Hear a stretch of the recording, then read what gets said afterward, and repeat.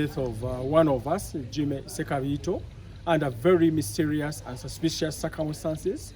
Because this person was alive, he did move from his home area to Kampala, as evidenced by some of the sources, and somewhere, somehow, we do not know what happened. So this is a mysterious and suspicious death. And we here invite the security forces to really investigate and get to the core of what could have happened. We do not know whether we link this to the politics that he has been covering, because there's been a very hotly contested political seat in Remiyaga, and he did air the story. So we don't know if this was the cause or it is something else to do with his health. But to clear all these allegations, we need a thorough investigation into this matter to a logical conclusion so that justice can be handed out. Two, this campaign period presents a very tense and scary environment for all journalists across the board in the country, owing to what has happened previously, especially in the Kawempe North by-elections.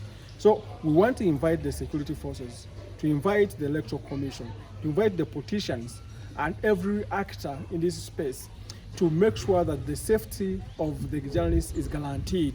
Other journalists are so scared of going out to the field, especially to cover elections. Elections should not be a tug of war, should not be a slaughter place for journalists. It should be a place that journalists go to fish for information, disseminate it to inform the citizenry so that they can make informed decisions, so they can propagate the aspirations of the politicians without fear for reprisals. What is happening at the moment, it makes it extremely risky for journalists to trade in this space. So many journalists will shun elections unless something fundamentally practical is put into place.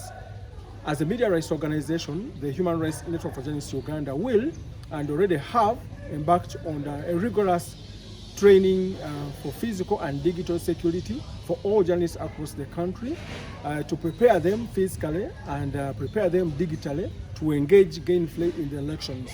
And this is intended to make sure that we safeguard them as a people, but also their gadgets that are used in their trade in their trade as journalists.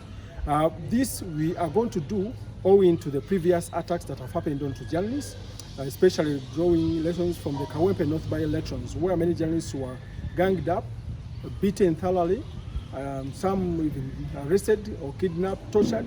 So we are taking lessons to prepare accordingly, so that by the time we get into the thick of things in 2026 or in the run-up to 2026, at least we are sure that we've covered a very wide ground and journalists have this sense of security. But importantly, we want to invite the owners of media houses to accord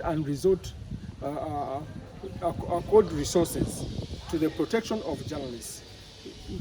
Hand them trainings or refresher courses, equip them with safety gears, have them obtain gadgets that can keep them in a safer place so that they are not slaughtered out in the field. It's a very huge call to the owners, but also to the editors. Everyone that impacts this space should come out and make an impact. Otherwise, journalists are not safe as we head in